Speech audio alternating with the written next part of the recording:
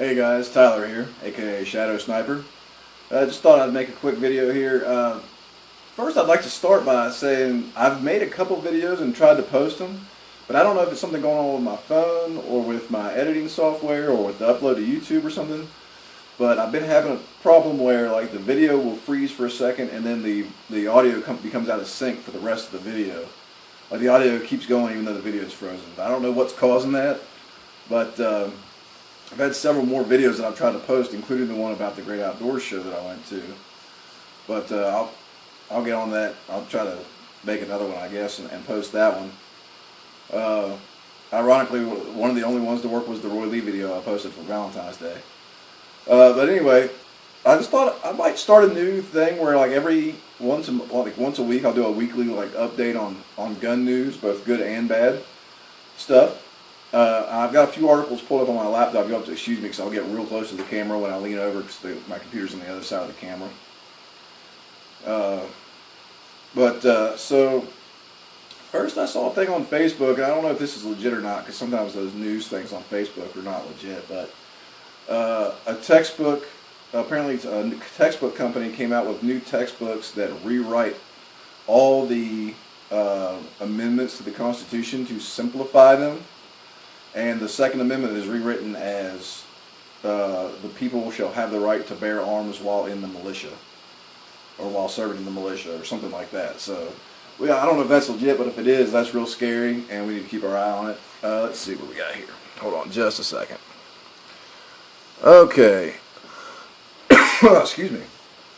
I don't know if you guys saw this or not, but the Federal Supreme Court ruled that, was it San Francisco, I got a circuit court in anyway, in California, I don't know if it's all of California or just San Diego County, but they said they didn't have the shall issue permits, they had may issue permits. You had to show cause why you needed the permit to get a concealed weapons permit, and that just got struck down. So that's cool. That's good news.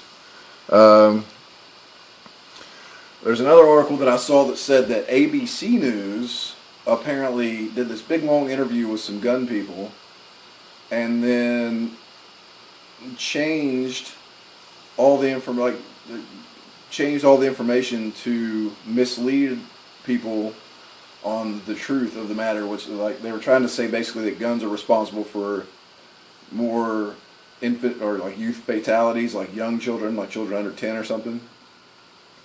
And when they got the information, they found out that most juvenile fatalities from firearms are actually people that are in their late teens, like 16, 17, 18. And it's people that are, it's hunting accidents, gang-related violence, things like that. And they proved that, the statistics that they were given were that, like pools and cars and suffocation and all this stuff is way more fatal to children under 10 than firearms. But of course ABC changed that. They were interviewing people from Fox, I think. John Lott is who they were interviewing, I think. But anyway, so yeah, ABC. That's bad news. And then, oh, here we go. This is good news. You remember that in Connecticut they passed a law that said that if you had to register all semi-automatic firearms with the state. Sorry I keep leaning up here, guys, but I'm trying to scroll to the important pieces of information. So they were supposed to be done by January 1st. They were supposed to register all semi-automatic firearms in the state. Well, they got around 50,000 total applications.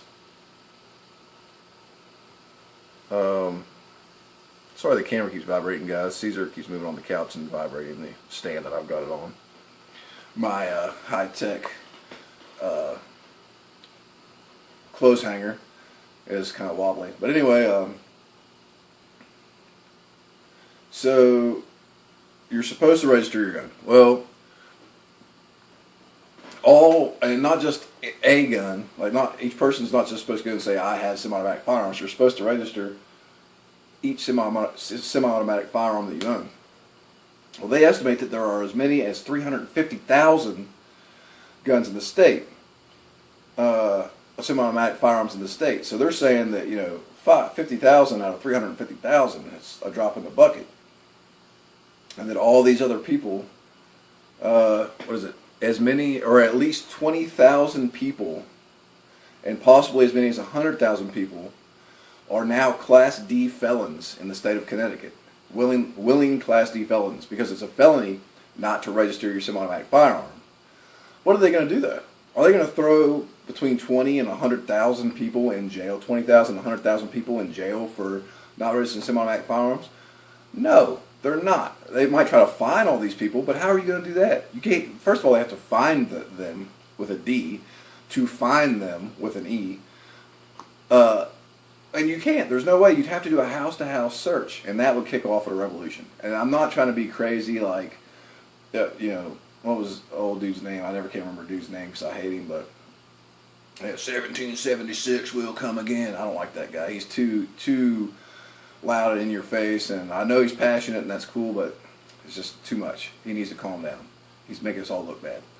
But anyway, so I'm not trying to be like that. I'm just being serious. Like, the minute they got away with it during Katrina, because it was a state of turmoil. Nobody knew what was going on. There was no news coming out of there at that time. It wasn't until later that we found out about it, that they were going door to door confiscating weapons. You do that stuff in peacetime when there's nothing going on, and you're kicking off a revolution. I'm sorry, it's going to happen.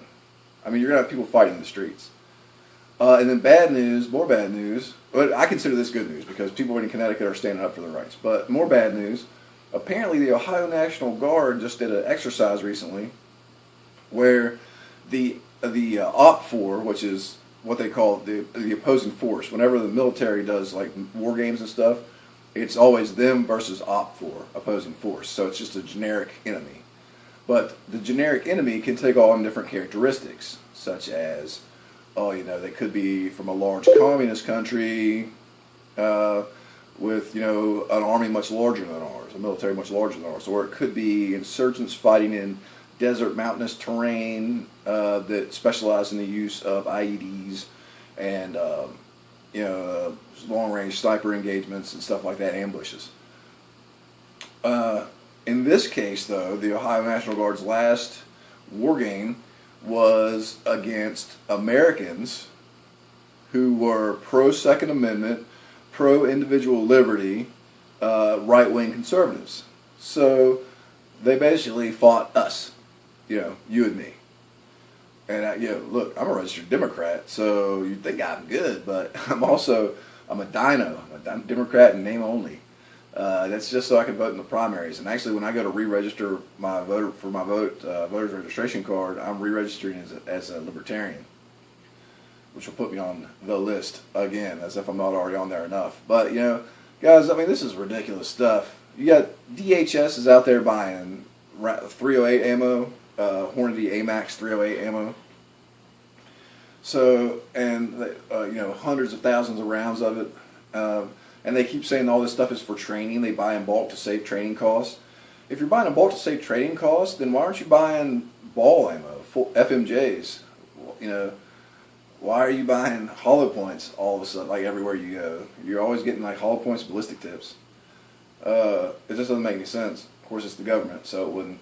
But there you go, guys. That's Ohio National Guard is like training to fight regular people in the United States because they say we're the next domestic terrorists and we're the biggest threat.